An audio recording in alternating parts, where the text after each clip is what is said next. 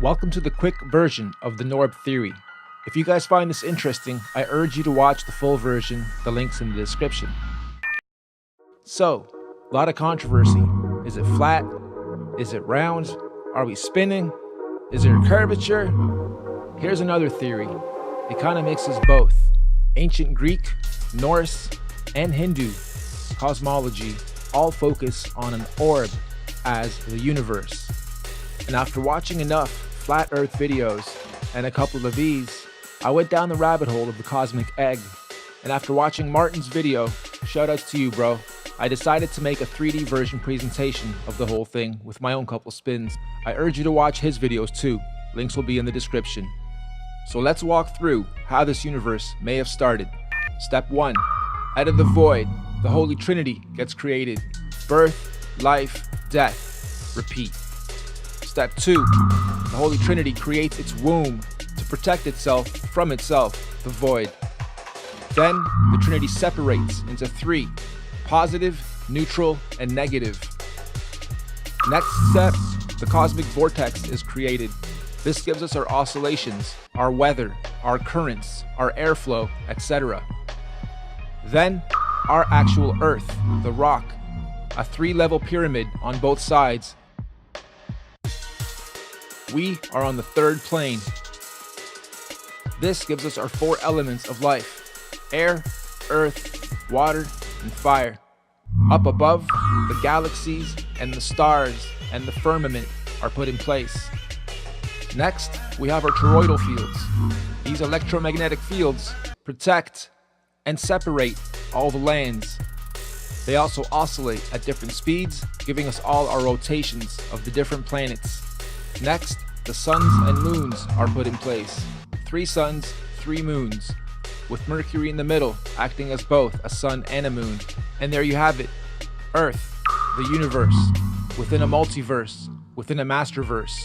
We can't get past lower Earth orbit. That's that first toroidal field to the lands of Mars and Venus. The Antarctic is not the South Pole. The Antarctic is the perimeter around that first toroidal field. When they say they're going to outer space, it doesn't mean up. It doesn't mean to land on stars. You can't do that. It means to go outside the perimeter to outer lands. When they talk about alien life forms or other life forms, it means coming from these other lands. So who knows what's beyond those perimeters? That could be the land of the aliens. Maybe we're the aliens. Maybe the outer perimeter has even more life forms and resources and inhabitable land. Maybe some of us already get to go there. One thing's for sure, if this is true, I could see why they'd want to hide it. The resources on these planes are obviously limited if this is all designed. If there really is a dome above us, and we're stuck here, and we can prove it, then the first thing we'll want to do is break out, figure it out. Why is it here? Why are we here? Who built this? Next, the religions will probably all claim they were right. Next, chaos, panic. The elite have done a great job at the divide and conquer campaigns over the last generations. Now, it's down to gender wars, identity wars, regional wars, resource wars, and the most important, the war on your mind, body, soul, spirit, perceptions, indoctrination of who you think you should become and what you should spend your life doing. We're not unified, and that's the last thing they want. This scares some people. This makes others laugh. They'll continue believing we're spinning on a ball, defying all kinds of logistics. But okay. The cool thing though, is we're having a mass awakening.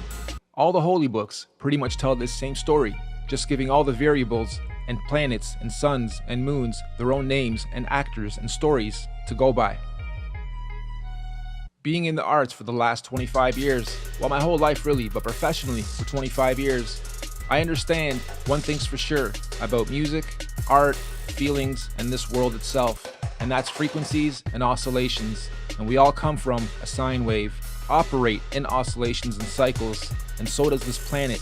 It breathes, it goes through cycles, it goes through patterns. The suns and moons go through multiple oscillations at the same time. This model also explains lunar and solar eclipses rather easily, rainbows, color theory, etc. also rather easily.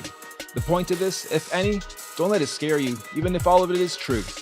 If anything, this should help you at least gain some knowledge, become a little more illuminated, and understand your life, your body, your mind, your soul is also a big oscillation machine, and you should be oscillating every single day at your full potential, so that if this next life, previous life, we are our own ancestors thing is true, you can ascend in your next lifetime to becoming your own star of stars. I had my eyes closed, my ignorance was bliss, but then it died slow as I replaced it with my fist. Now I'd rather know and rise from this abyss. Now that I'm aware that I'm infinite consciousness, I had my eyes closed, ignorance was bliss. Now I'm being followed for spreading these messages. The threats might be hollow, my response serious. I reject Rain Man and umbrellas still get wet. I had my eyes closed.